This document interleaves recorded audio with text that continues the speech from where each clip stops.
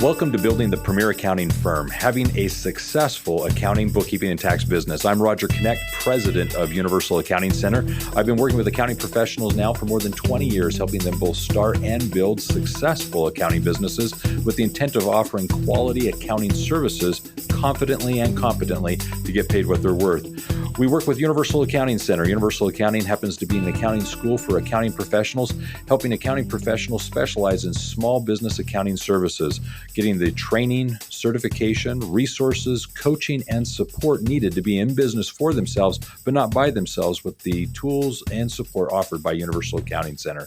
Now, today we have an excellent guest. This is someone that I'm excited to have because of just the breadth of information that we're going to have in this conversation. It's Jody Grunden. Jody happens to be the co-founder and CEO of Summit CPA Group. It's the leading provider of virtual CFO services for creative agencies, as well as one of the largest virtual CFO firms in North America. He's also an industry speaker and a published author. He authored a book titled Digital Dollars and Cents. Jody literally wrote the book on helping digital agencies, their owners, create a financial roadmap to success. Now, the company, the CPA Group, happens to be a fully distributed accounting firm with a non-traditional approach to accounting services, providing virtual CFO services, 401k audits, and CPA firm augmentation.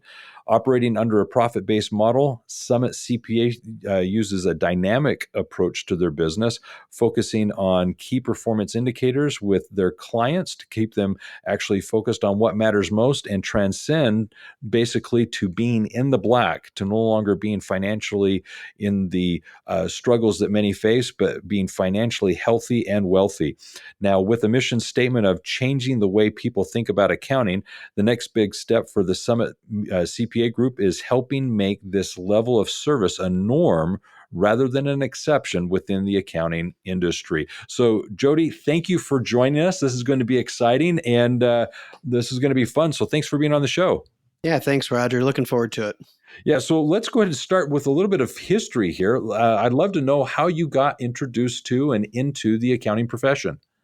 Wow, that's a long time ago. Back in 1987, graduated from high school. So with that, thought economics was the way to go, and realized at that point that if I do economics, I have to move to a big city. And I thought, well, I just don't want to do that. So what can I do to really self-help myself? Something I can use outside of the business. And I thought, well, accounting seems like the way to go. Accounting's kind of related to finance, kind of related to taxes. I thought, well, let's give that a wing. And so I went down to school, studied that, and then came out and worked for a large regional accounting firm right out of the gate, and decided pretty quickly that accounting wasn't for me. It was a lot of hours, a ton of time, and it didn't seem like the time was available. Working 50, 60, 70 hours a week was pretty normal. And I thought, is this something that I want to do long term? I can do it great. I'm married, got married my freshman year of college, so been married for over 30 years. And I thought, when we have kids, is this the type of lifestyle that I want for my kids? And I thought, no, pretty simple. And so we decided to move away from the public accounting and move into the corporate accounting world. And Wow. Yeah, I thought this was a great jump. It was pretty exciting at first. Worked for a multi-million-dollar manufacturing company. And it was the dream, come in, work from 8 to 5 and leave. And then it got real boring. It was like Groundhog Day over and over and over again. So let me take you back. Instantly, when you said 1987, I don't know why this isn't meant to reflect anything on you, but instantly I had a mullet come into my head. So did you have a mullet back in the 80s? Oh, geez. Probably so. I would say probably in 1984, 85.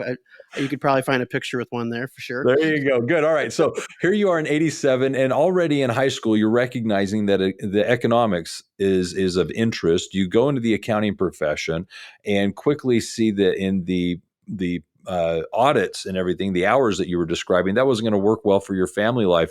I'm kind of curious, at what point did that really resonate? Was it your spouse pointing this out? Were you the one seeing it? Was it a family member that brought it to your attention? What really made you realize that this public accounting approach wasn't going to work out?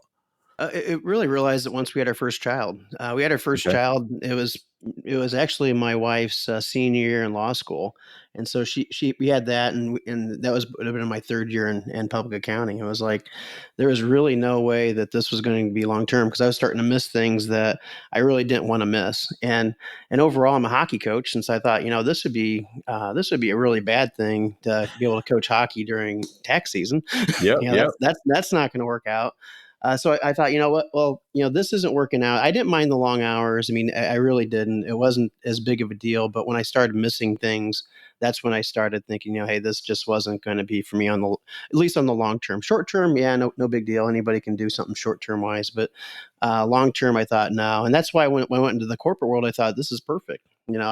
I can, be 8 to 3. It was actually 8 to 3 or 7 to 3 or something like that. Yeah. And I had time to go home. I could do coaching. I could do really anything I wanted to. I could play golf if I wanted to.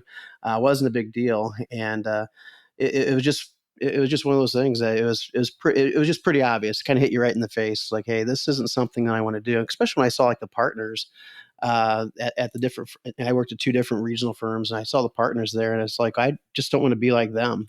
Yeah. And Yeah. I didn't really look. Their lifestyle really wasn't something that I just really wanted to cling to. And Well, that's why I thought something a little different would be the approach. Well, one of the things that always fascinates me as I have these conversations is just the life moment that, and it's not necessarily an intervention of sorts, but it's this epiphany that a person has where all of a sudden they see that the life trajectory that they're on isn't the one they want, and they need to make a change. Change has to happen, and all of a sudden it's sometimes hard. It's sometimes going to be a sacrifice, but it's one of those realizations of if I don't make it now, it's going to be harder later. And more importantly, if I don't make it now, I'm not going to be happy.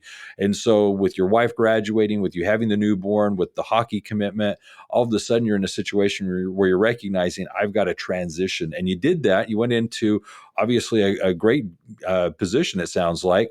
Mm-hmm. Why would you leave that and then go start your own business?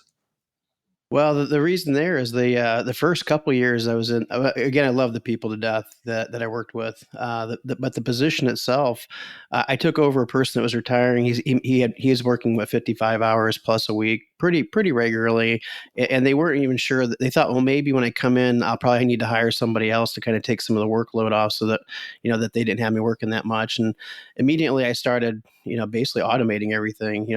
Using back then it was Lotus 123, then Mm-hmm. Excel. It was Yep. one of those things. Well, he was doing everything on pen and paper. So Yep. as I automated things, I took a 55-hour work week down to about 30 very quickly. And then it was like, oh no, now what do I do? Do I, it was like paint drying. I was looking at my clock, my watch all the time, like, gosh, I got 3 more hours yet to go. I'm at the golf course for lunch, chipping for lunch. And I'm like, gosh, I'd love to stay because I don't have anything else to do the rest of the day. And then they started saying, hey, what else could you do? And they said, well, you can do X, Y, Z in the company. It's like, well, I don't want to do that. I don't want to get too far away from what I'm really good at. Yeah. Because if something doesn't work out, I'm going to, make myself, less valuable as opposed to more valuable.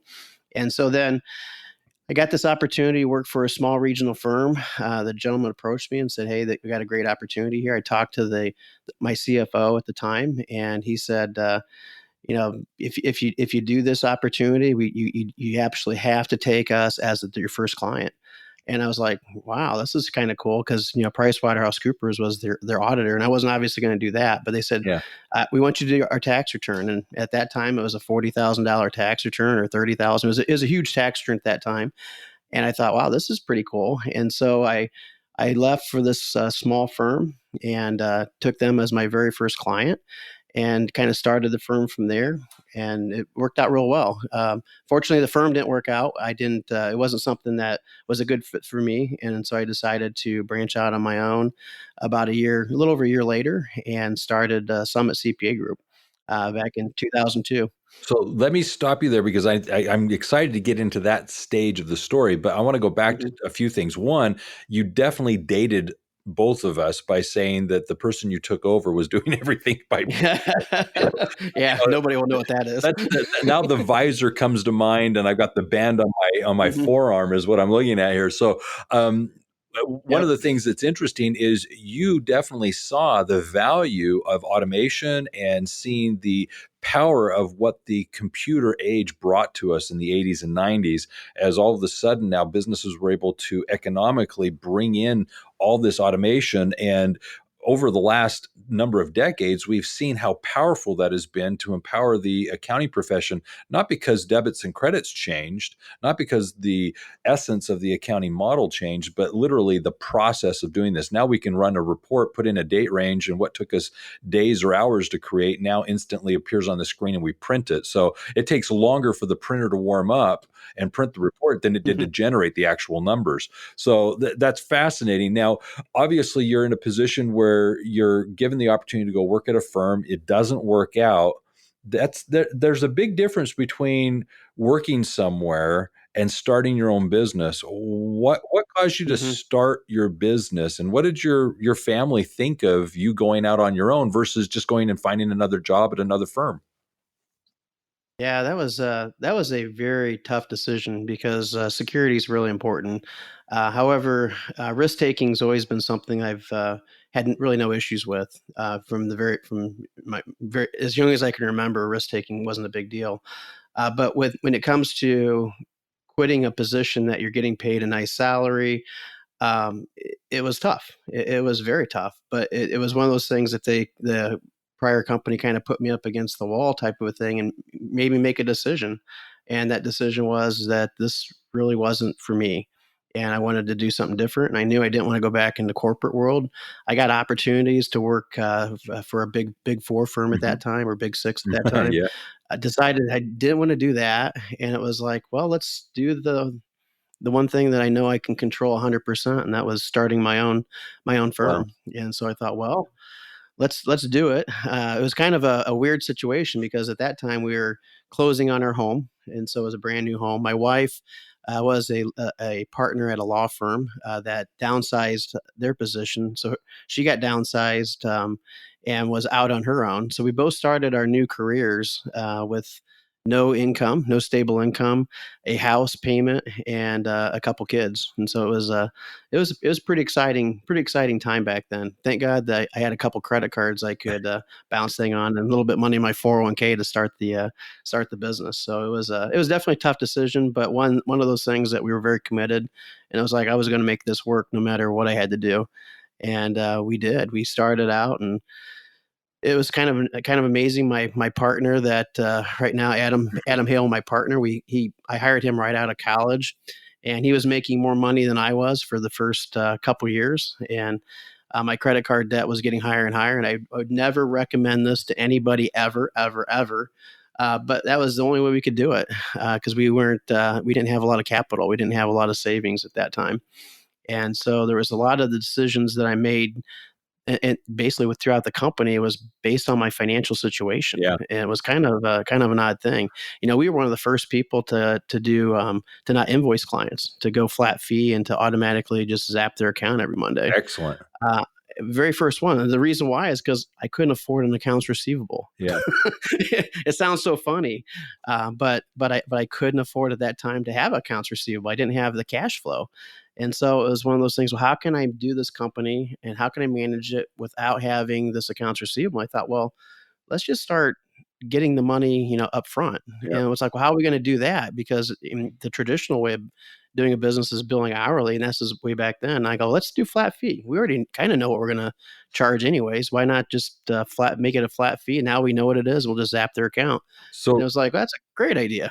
what you've And we done did it. there is you did the epiphany of necessity is the mother of all creation, and you had a need and you met it by going to flat rate. And you're right, it wasn't very common years and years ago, but we've been teaching it for now 20 years, and so Hmm. that's something that's very important. Now, I want to back up a little bit because when you were sharing some of the things that led to you starting the business, Hmm. you've got the new home, you've got your wife's Hmm. situation, you've got the children. I mean, the term you use is it was an exciting time. I mean, your choice of Hmm. words there was quite important. I mean, exciting is definitely one way to describe it, but I'm sure others would have used different words. Uh, when you look back at that and you realize really what some of the sacrifices were that you experienced, some of the challenges that you were taking on that you at the time didn't even know or understand, but later soon came, what when you look back, what do you think of the younger you for having taken that opportunity and run with it? Are you impressed that you were able to do it? Are you proud of yourself for doing it? I don't know if I'm proud. I just think that was just the thing to do at the time. I mean, I don't know if there is a proudness or, I don't look at it that way. It was just one of those things that I had to do in order to, provide for my family, in order to be successful. It was, it wasn't working for a firm that I'm going to be so upset with all the time and regret going to work, and or a firm that I'm going to be really bored at, all the time. It wasn't, the other one where I'm working 80 hours a week and don't really see the end of the tunnel because it's never enough. Those things would have been worse for my family, for Yeah. my marriage, for my kids than going out and trying something myself. And plus, as young as I was at the time, 20 years ago, that was the perfect opportunity. So I don't look at it. I look at it as, hey, that was just kind of the next step. Yeah. Something I had to do and make the most of it and see what I could do from there. Because at Well, that point, it wasn't anybody's fault but mine. yeah, very true. So one of the things that's very common with conversations that I've had with individuals like you who have Hmm. gone out and started their business is so often the phrase had to comes up, and you've said that. Um, Whether it becomes a point of necessity, let's say someone needing to supplement an income or replace an income, or it's just a desire of this is what I want to do. It's that had to moment of I've got Hmm. to make this work and I had to do it. And yeah, Hmm. in hindsight, don't look back any other way other than it's just what I had to do. So I like Hmm. how you described that. So thank you. So let's talk about your business. Obviously, you Sure. started. Was there anything in particular at the time that you were using as a differentiator? Something that you said, I'm going to do it differently than everyone else. I want to stand out. This is something unique. Was there any component of that? Oh yeah, from the very start, when I started the business, I told Adam, I go, one thing we're going to do is we're going to bill hourly at first until we can figure it out, but we're going to at some point we're going to quit billing hourly. And he kind of looked at me kind of like, okay, because he right out of college, he wouldn't know the difference anyways. And then it was like, the other thing is we're not going to have suits. We're not going to wear suits to anything. And he was like, okay, so that's a little Mhm. different because again, at that point, all the accountants, you had to wear suits. Well, I don't even know And then if Shutdown Friday existed then. no, I didn't. It was like, you wore a suit or you weren't an accountant. That's kind of Yeah, it how was it a was. uniform. Yeah, for sure, for sure. And then it was like, we're going to provide something more than just historical financial stuff. Something that the client can actually use to run their business. Because too often, especially with the bigger firms, you provide all this information, and they would just do the same thing over and over again. And they would never correct themselves. And I'm talking about the small business owner. And it was one of those things that, hey, let's provide them, something they can really help to kind of give them that proactive position as opposed to the reactive, that typical accountants did. So those were the kind of the three things that we were going to try to do from the very very beginning, and of course none of it worked. you know, every time you try, the first thing you try, of course, it doesn't work. The flat fee jumped to flat fee, about put us out of business because we couldn't figure it out right away. Now we figured it out, so it's not a big deal. But man, back then it was tough because we undervalued what we could provide.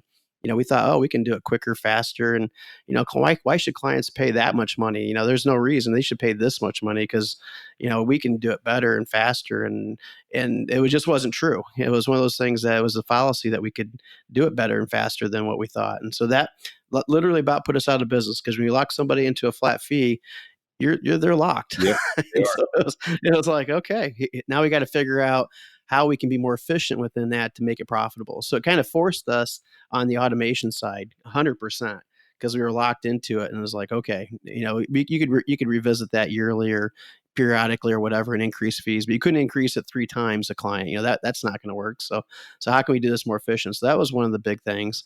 And then, like I said, on the suit thing, obviously right away we went to jeans and Dockers or polos, that sort of thing to kind of dress down. And then immediately we started looking for ways to to turn that financial statement into a forecasting moment where we could take that, the historical stuff and say, hey, here's what you did in the past, the past month, the past quarter, whatever that might be. And now here's how that's going to impact going forward.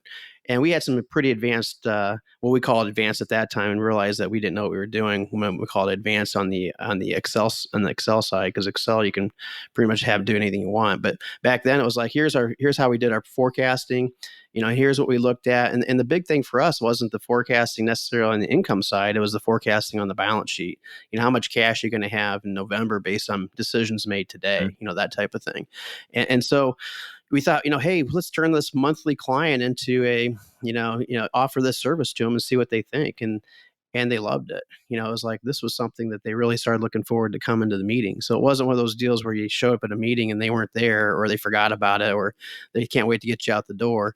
It was one of those things that they were really looking forward to it. And often it would be like, hey, can we meet again in a couple of weeks? I want to see this again. And so it was one of those deals where you started feeling, wow, they really, really like this. This is something that's important to them. And so we started fine-tuning it to where we were creating some very dynamic forecasting models where, it would get all the way down to the exact employee. If we give employees raises, how's that going to impact, cash flow? Is that the right thing to do now? When to do it? All these decisions were starting to, discussions were starting to come up during these meetings, and it was a very strategic meeting. And it was pretty cool. So it went from just simply doing some analytics and showing them how they did and where they may need to improve to kind of digging in the weeds with them and really helping them out. And we were doing that on a monthly basis. And the funny thing about it is that it kind of led to other services, but it also led to the fact that they wanted to talk to us more often. It was like, and that's kind of how the demand came to our weekly service, where we meet with our clients weekly, is the fact that they really wanted to hear this information over and over. They didn't expect a silver bullet every time they came to the meeting. They just wanted somebody to bounce ideas off of, to see where they're at, to have their back, to kind of give them that warm, fuzzy feeling that they're doing it right. And it really, really helped out. And so that's why I went from doing tax returns to a client. So we kind of graduated from just doing their tax return initially to meeting with them on a monthly basis, providing them a little insight, and then meeting with them then on a regular weekly basis to provide them even more in-depth strategic thinking. And it led to other services. Like I said, we ended up picking up some of their back office accounting stuff, like they're paying their bills and invoicing and cash flow management and some of those things, which we still do about 30% of our clients. But the main focus was, again, on that forecasting and kind of really developing those KPIs to determine, what makes their business tick, how many, and like with the forecasting, it was kind of one of those things that it wasn't like, hey, I'm going to increase my business by 10% next month. It was like, no, I'm going to have to sell X amount of widgets in order to do that at this price. And so now that the business owner could actually go back and have a game plan, hey, how are we going to get 3 trucks in the door today to fix it, so we can get them out the door, whatever that might be. It was we put it more on a real scale so that they could actually control it. So what I love about what you're describing here is the fact that years and years ago, accounting, especially before the automation, was so much time and energy to create the historical that when the financial reports came, they weren't in real time. And as a history, it was for the business owner too often something that was now irrelevant to what they were dealing with today. So you brought the accounting to the point where the client was now getting from you information that was actionable. They were able to now take the information and use it. And so you were educating the business owner years ago to the fact that the accounting information was relevant to what they were having to decide today.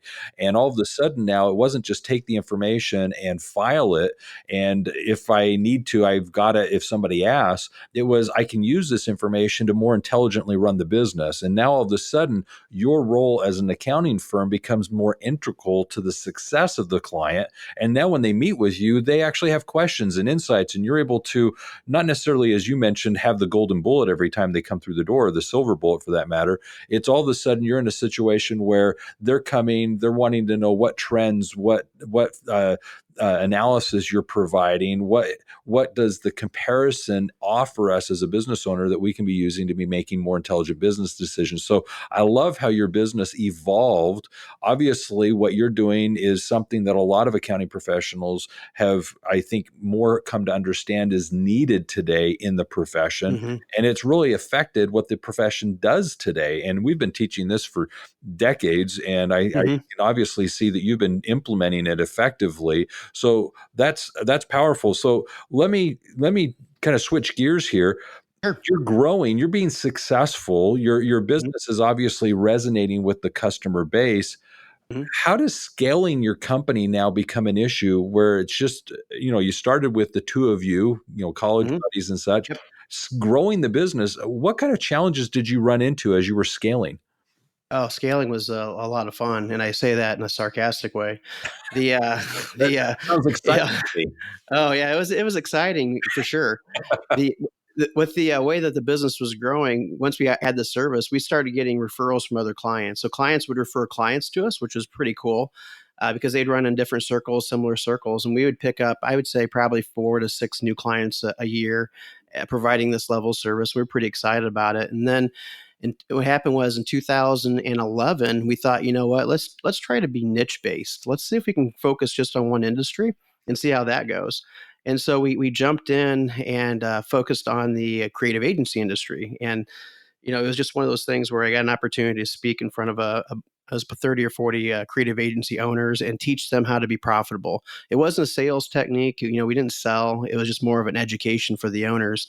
And we had a captive audience. We showed them really what every business owner should be, or what every company should be making if they had X amount of dollars with such utilization.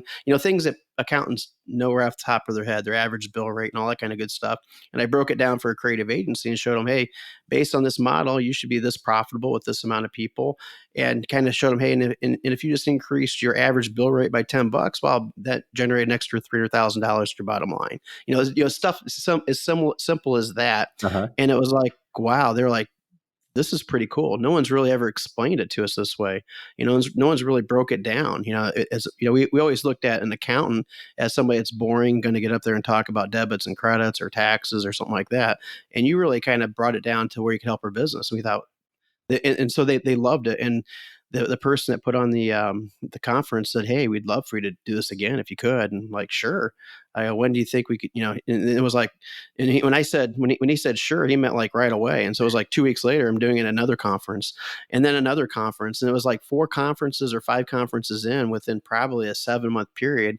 I'm like, oh my gosh, this is a lot of fun, but I haven't picked up one client. It's like, I was like, how's that going to work out? How am I going to continue doing this? How am I going to keep my wife, talk to my wife into it? Because they're all really cool places like San Diego, Puerto Rico, really cool places to go. And I was like, I think she thinks I'm on vacation the whole time. And then all of a sudden in November, I'll never forget, we got 6 new clients all in 1 month. I thought, wow, this is kind of cool. And the phone just kept ringing off. Emails. I was getting emails. Hey, we're very interested. I picked 6 up in November, 11 in November, and another 6 in January. I thought we were going to go out of business. I thought, oh my gosh, how are we going to do this? And at the same time, we're moving to the distributed model. So it was like a double whammy. We're learning a new process. We're picking up clients, so many clients that we can't handle because I don't have enough CFOs or accounting staff to do it. Mm-hmm. And it was like, what do I do? This is like a great thing, but a bad thing. And it just happened. And it was probably 2 months prior to that. I was being interviewed by a company called Flex Jobs. They're a distributed company, headhunting type agency that finds people that work from home. And they're interviewing me because at that point we were one of the only we were one of the 100 companies that had ever been distributed. So in the whole world. And so we were like one of the first.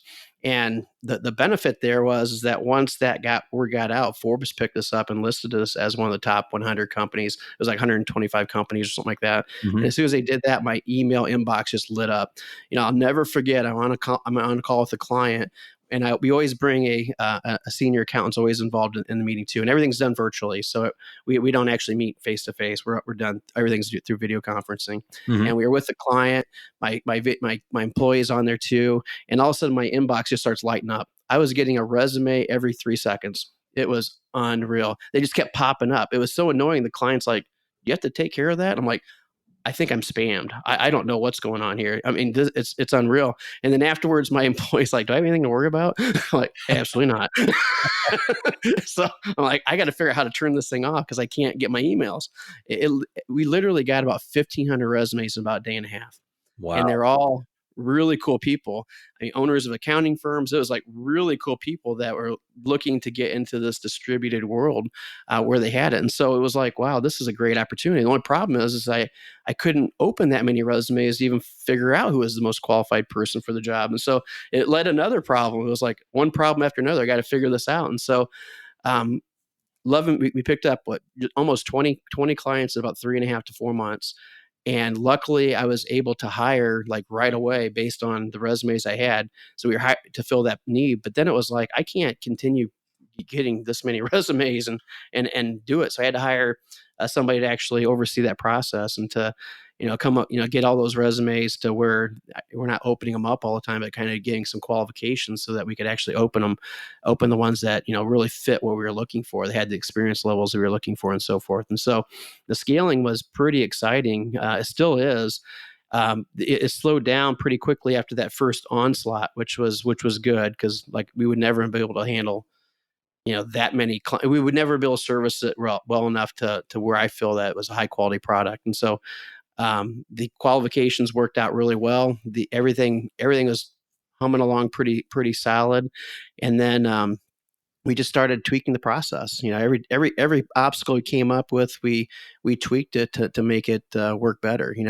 The resumes was an issue, picking up clients was an issue. We continued doing the seminars to continue to build the client base or the prospect base, I guess you'd say, to pick up clients, and it started pouring pretty quickly. Now we pick up an average of 30 clients a year, and we feel we're pretty comfortable with that with the onboarding of the employees as well as the onboarding of the team to give that high quality product or high quality service to those clients. So yeah, we started off back in 2002 at $0. Now this year we'll probably end up a little over $7 million in annualized revenue, which a huge jump from then. And that scaling really didn't take place to where it is today until 2011 when we actually focused on a vertical. That was by far it. And it just happened that we did the creative agencies. It could have been doctors or dentists or truck driving companies. It could have been any type of service, but we focused on it. And because we focused on it, instead of picking up just a small amount, we picked up a big amount because people would come, they would leave their trusted advisor, their CPA that they've been with for 20 years to come to us because we understood the industry. Yeah. Well, and things that you're leveraging here is this old adage of focusing on the niche. The money's in the niches, or the riches are in the niches. And one of the things that you're clearly pointing out is as you focus on a niche, you become the expert, and being the expert, you're really able to go a lot deeper with the clients into what it is that's their space is dealing with. And now all of a sudden you're able to acquire the clients in that space. But what really leveraged you was the ability to take on clients remotely. That element really allowed you to not be so geographically confined. You're able to now, with the seminars and so forth, take on clients anywhere. So this is going to be exciting for a lot of the listeners as they're listening in. They may be aspiring to accomplish some of the things that you've just described, growing a large business, offering niche services. What advice would you have for another firm owner, someone that was wanting to explore recreating what you've accomplished? What would you say? Yeah, I would say that, when going to a niche, I would say definitely you've got to figure out that niche. What are you the most passionate about? You may have one client in that niche, you may have 10 clients in that niche, but what are you the most passionate about as a CPA owner? Because if you're not passionate about it, you're going to hate that niche. So you're going to hate what you're doing. So find out what it is. And like I said, you don't need to have 20 clients in that niche to be an expert. And so you dial in the niche there, and then you've got to really kind of reach out and figure out, how can I get in front of business owners in that niche? Not worker bees in the niche, but the business owners in that niche. And so my thing was looking at the conferences that those business owners would attend. And then once I've identified that, then I've got to actually go and figure out, well, how can I get in front of them in a very non-confrontational way? Because I don't want to be a salesperson. By any means, if you're a salesperson, you will not pick up one client. You've got to be that person that's helping them out, helping the client with no benefit. I would go to the conferences and they would say, hey, would you be interested in helping us out? I would say, hey, I'm not here to do that. If you're interested afterwards, feel free to give me a call. I'd be more than happy to talk to you afterwards. But here, I'm just really here to help you out and to educate you and to kind of be part of the group, help you out with your experience. And so it was a complete push away. Didn't hand out business cards. I still don't have business cards. I don't hand out business cards. I don't do any of that. They know how to get a hold of me if they really want to come aboard or to look further. And so it's a complete push away education and really focusing in on that niche. And that doesn't mean getting rid of all my other clients, because I've never done that. And it doesn't mean only picking up clients in that niche. I don't do that, but I focus my marketing strictly on that niche so that when a creative agency comes to me, they've probably heard of me already. If they've not, they've seen, they know some of my clients, because I list all my clients, not all of them, but I list a ton of clients on my website. So they would be familiar with it. I list my pricing on the website because I don't want them coming. I don't even want them calling me if we're too high or if we're too, too high of a price type of thing. I want them to come to that no before they even get to me. So before I even, pick up that phone. So I try to do that by focusing on the niche, getting out in front of the client, not selling, and then providing all the information, resources they can. I give my secret sauce away. I wrote a book about it. Hey, here's, this is what we talk about to all of our clients. Here's what we look at. And creative agency owner, I mean, I would love for you to succeed without even looking at me or even giving me a call. And here's the secret sauce. And if they can't do it, then they give me a call and we help them figure it out, that type of thing. And so that's the idea behind it, as opposed to a sales approach where we're bombarding people with emails and stuff like that. We don't do it we don't do it that way. Not saying that way wouldn't be successful, but we do the inverse. We have people calling us and coming to us. So we try to create that appetite for them. So what's deceiving here is you do have a sales process. It's just Correct. not what someone may think. You're intentionally giving, you're intentionally doing the things that you're doing so that you're actually approachable and so that people are clearly aware of what you offer and how you're the expert, and so they are drawn to you. But that's deliberate. That's your Correct. intentional sales process. And I think that's something that can be misunderstood. It's not that you don't have a sales process. It's not that Correct. you are lackadaisical about what you're doing and it's just materializing into clients.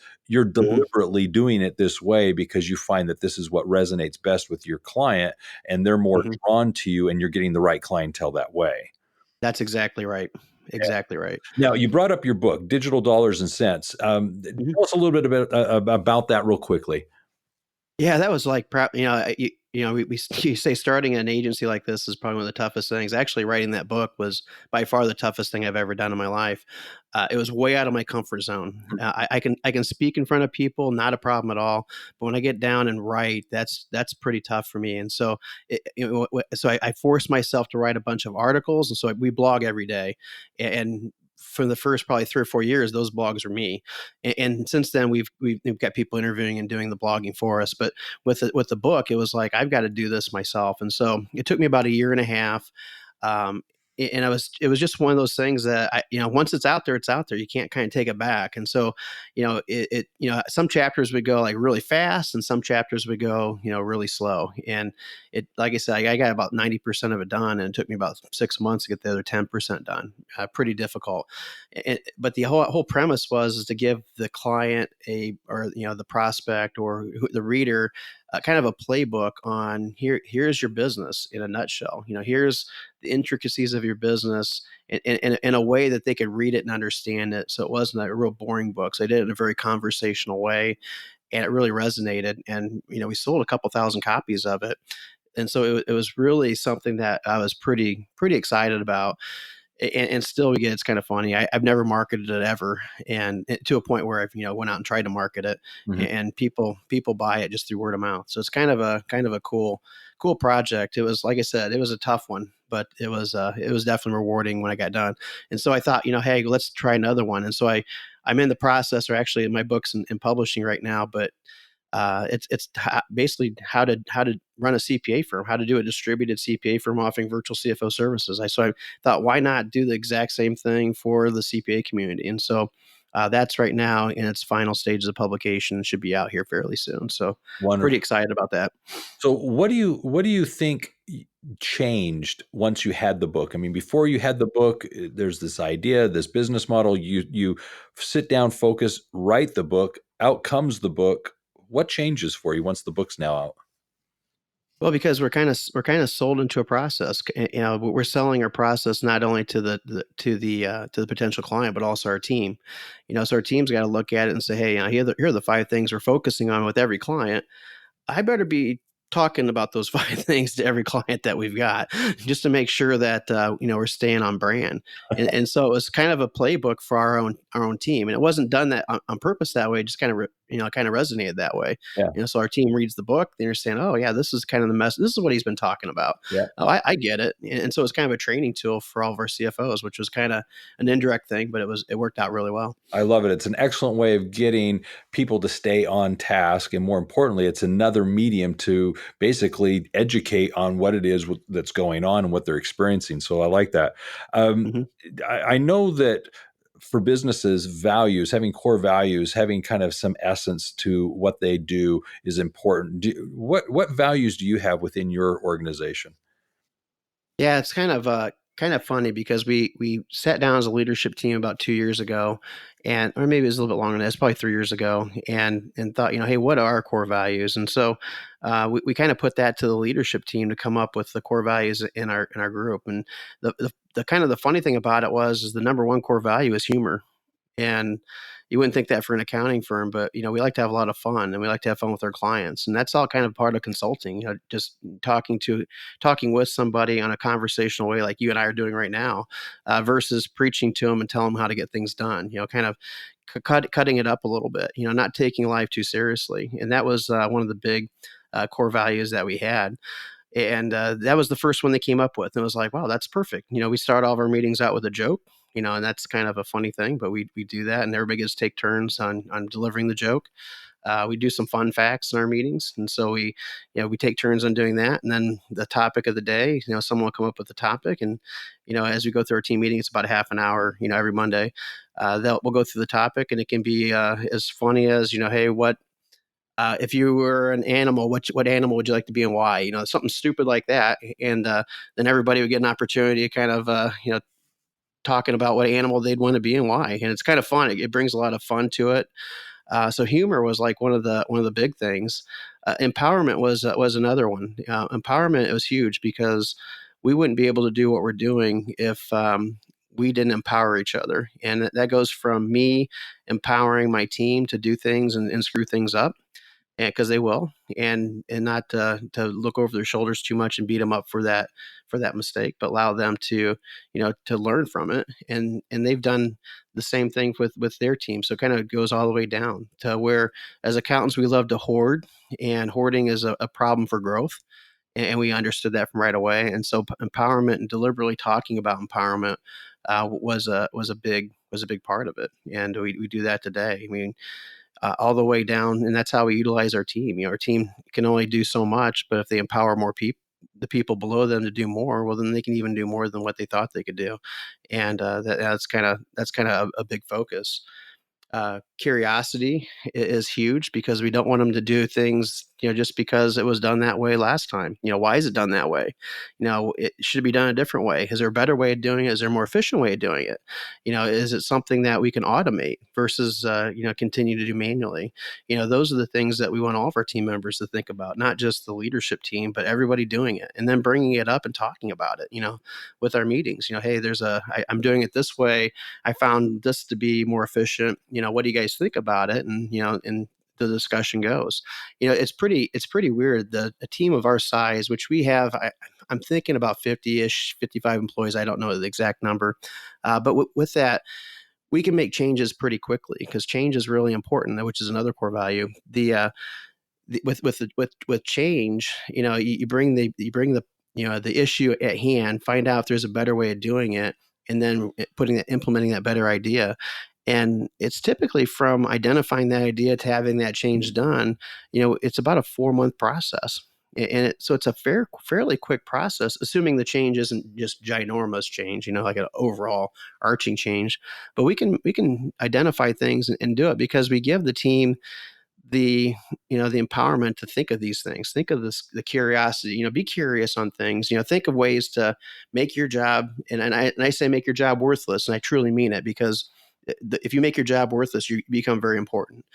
And so that's the thing that they've got to think of. Hey, don't hoard things because I want to show that I'm important. See if you can figure out how to delegate it. See if you can figure out how to automate it, because now you become even more important to us as a team member.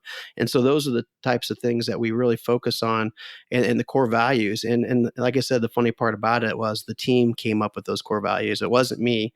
But if I were to list those core values without even asking, I would have probably picked, 4 or 5 out of the 5, core, out of the 6 core values that we came up with, for sure. Well, one of the things that you've defined there is your culture. And I liked how you said that they were involved in coming up with some of those points, or all the points. And more importantly, I like that you're actually trying to get them to realize that they can be outside of themselves, think outside of themselves, act outside of themselves, because the culture you're creating is going to be unique to your company. And I think we all need to recognize we need to influence, or basically take the lead on what that's going to become. Otherwise, the culture could actually evolve into something that, as owners of the company, we're not exactly wanting or proud of. And so I like how you've made this a conscious part of your business model. This is just a wonderful thing. So I'm going to recap a few things here. I'm going to share a message from our sponsor, and then I'd love to come back and, Jody, just get a quick little summation or thought in closing. So let me first of all mention our sponsor. Universal Accounting Center is sponsoring this episode of the podcast, building the premier accounting firm. And for this episode is offering the book In the Black. It is the book 9 Principles to Make Your Business Profitable, meant to help you as an accounting firm owner basically implement the things that you need to ensure the profitability of your business. As you implement these 9 strategies in the short term, midterm, and long term, you're going to be building your business on a foundation that you can be proud of to ensure your success. Likewise, you can take these same strategies, and after implementing and learning them, take them to your clients and help them realize what it is you can be as their strategic coach, helping them implement in their business these same principles to ensure their profitability as well. The other thing I'd like to just do as a recap here is just kind of summarize what I've heard from Jody, which is oftentimes when we make decisions in our life early on, they can really impact what direction we go in. And Jody early on chose to go into accounting, but more importantly, moved towards starting his own business. And as he shared, he's now built a very successful, very large accounting firm offering very quality CFO services, and in such has as a business model, basically something to give back to the community. He's already alluded to a book that's coming out shortly to help us better understand the things that he shared with us today. And one of the things that I've taken away from here is really, in order to grow, there's that give back mentality, being approachable and letting clients actually see you as the expert that you are. And the thing that I think he's done very good at doing is Jody has actually gotten out into the community, done the speaking that he has done, helped in the niches, them to realize that he in fact can help them in their business beyond just the traditional accounting services. And as such, he's had phenomenal growth. 30 new clients a year is an admirable goal, but it's something else to be realized, which he's done. And then with that, you're able to then staff accordingly to meet the client's needs and expectations and build a culture around all these diverse individuals that is fun and exciting, engaging, charismatic. These are great attributes of a really well-honed team. So, Jody, thank you for sharing with us some of these little secrets to the sauce of success. And do you have any final thoughts, any final little things that we need to capture here before we're done? Yeah, I would say don't be afraid to take a risk. It was a huge risk when I started the company, for sure. It was a calculated risk. Don't be afraid to take a risk, in regard to when we decided to go distributed, meaning that, all of our team works outside of an office. We don't have a brick and mortar office. They work from home. That was a calculated risk too, because again, accountants don't like changes. How are we going to do it to figure that out? So that was a big risk. Going flat fee, that's a huge risk too, because you always have the exception of the rule, right?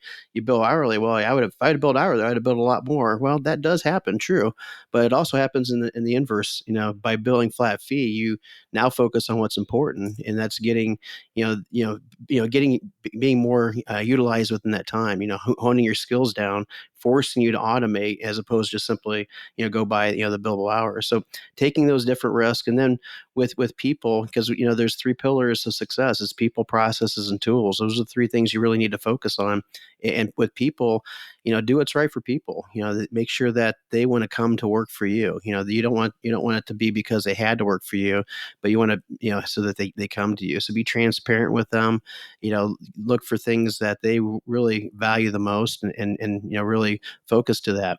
Get the right people on the bus, as Jim Collins said, in the right positions, all that kind of stuff. But the more important thing is to get the wrong people off the bus pretty quickly, because that's even more important than the other. Because bad people can contaminate a really good quality company that you might have. And so we really focus on that. We go through with people. We go through the process where we're actually, we do a review every 15 days with new hires all the way up to the 30 day or the 90-day mark. And at that point, we decide yay or nay. And they know all the way through that process, because we're very candid with them as they're candid with us on how they're doing, what they need to improve on, all that kind of stuff.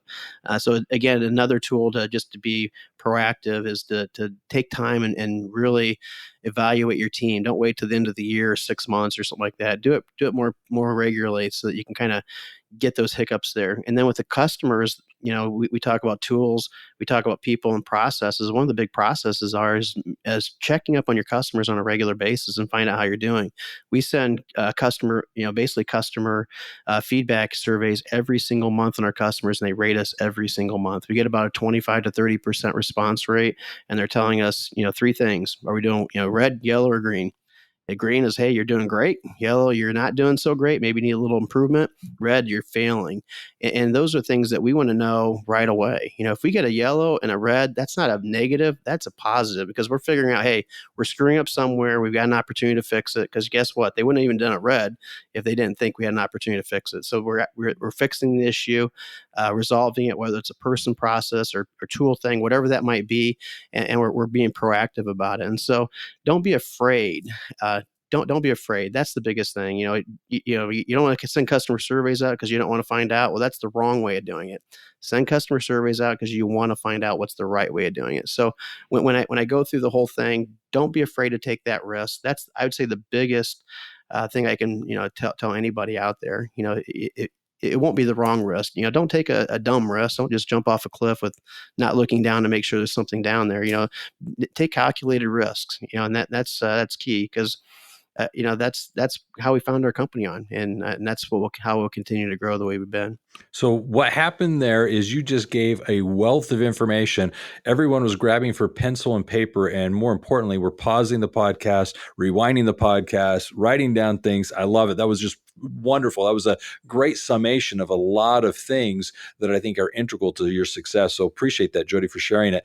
Let me just kind of finalize this by simply encouraging everyone to take a moment and subscribe to this podcast, and do what you can to, each time you want to work on your business, listen into these tips and tricks on what it is you can be doing to build your accounting business and build the premier accounting business in your area. Also, the other episodes, be sure to check back and see what episodes we've had as to sharing with you these very important things that you need to be doing to work on your business and ensure your success. Now, with regards to Universal Accounting Center, take a moment and obviously visit us at universalaccountingschool.com. You can, at that website there, find a number of things that are principles, trainings, and supports to assist you as you're working on your business. And lastly, feel free to give us a phone call. We'd be more than happy to speak with you. You can contact us at 801-265-3777. The last thing I just want to mention, in addition to the podcast and the episodes, is just always remember this: if it's about accounting, it is universal. Take care and have a great day. And thanks again, Jody, for being on the show. You bet.